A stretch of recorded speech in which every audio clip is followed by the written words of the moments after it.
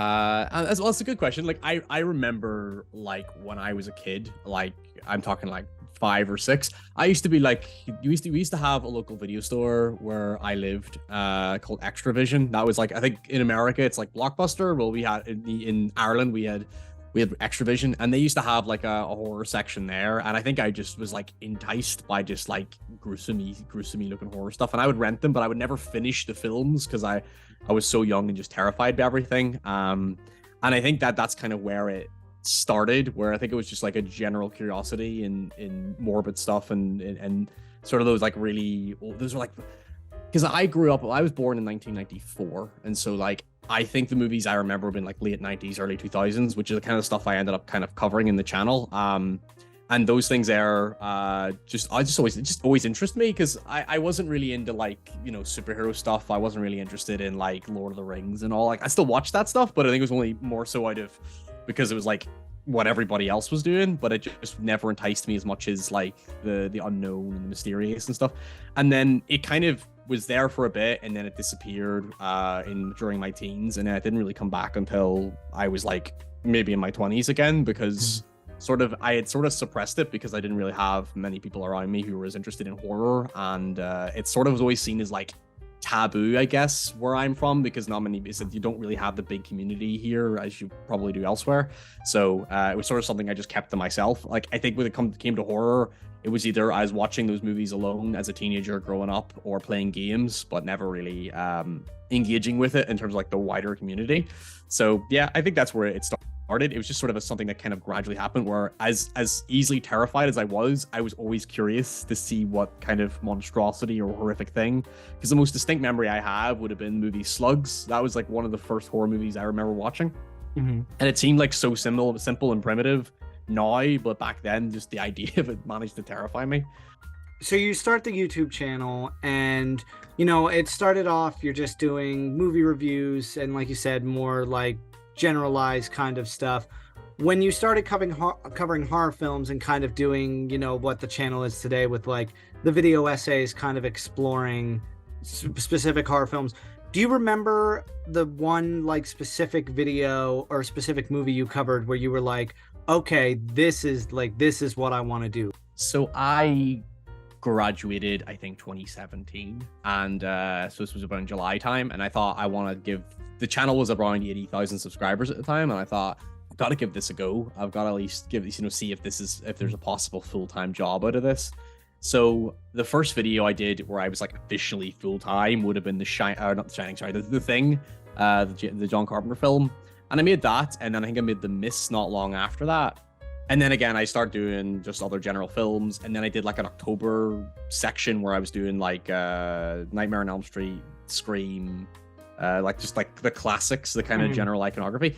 And those videos seem to have just got a lot more engagement and a lot more people reacting and responding. And I think it was just like, oh, it's good to see people actually give me feedback. Because I would make videos where there were only like 20 comments or something, where it was nice to see a video where I was starting to see, more closer to like 100 comments. And it's like, okay, it's good to see people sharing their insights and stuff.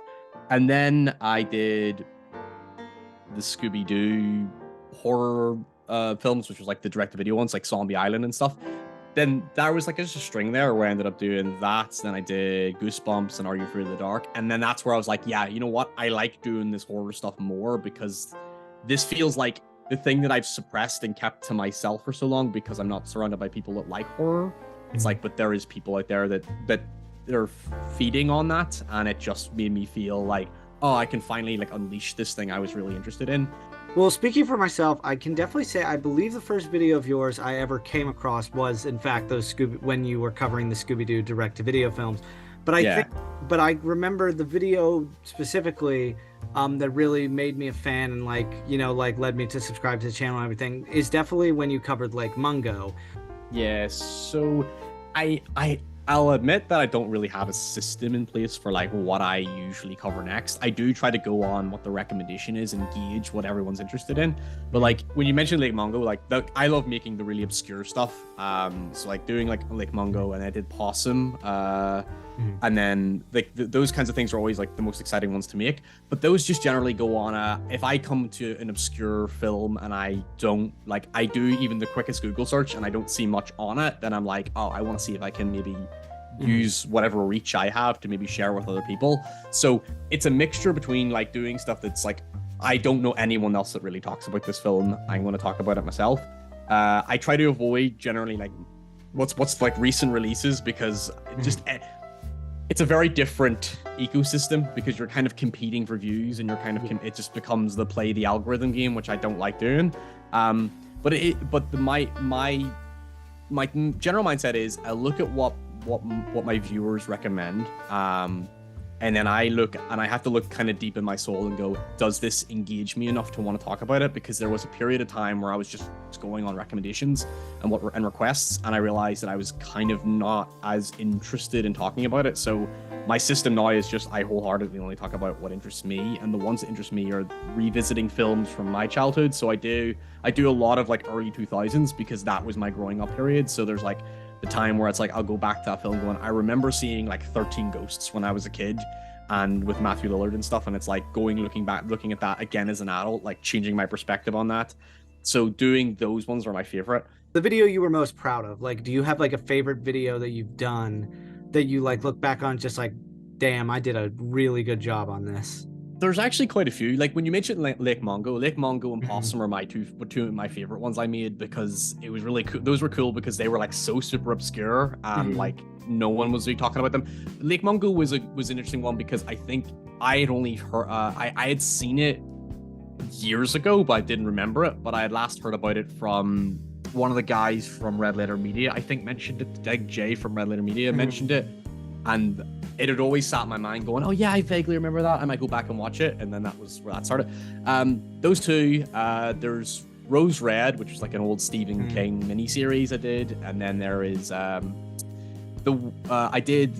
of my favorite videos I made was the Untold History of Spider movies, which was like the most amount of work I've ever put into a video in a long time. So I would also say another favorite video of mine, of yours, besides the Lake Mungo one, I think your video on The Bay is a really strong one. That was another movie that I was introduced to through your video. But on top, that video was so badly hit with censorship from YouTube because of like, I was like, when I made it, like usually I censor all my videos, but it's funny, I made that one, I was so proud of making it, and then it absolutely, when it released, it was like I got hit by like 3 or 4 like demonetization things because I forgot how many dead fish and how many dead things were in that, and I didn't censor any of them. What's kind of like the one you always go to as like you always have in your back pocket when it's like, hey, I'm trying to find a scary movie to watch, you're like, I got one right for you?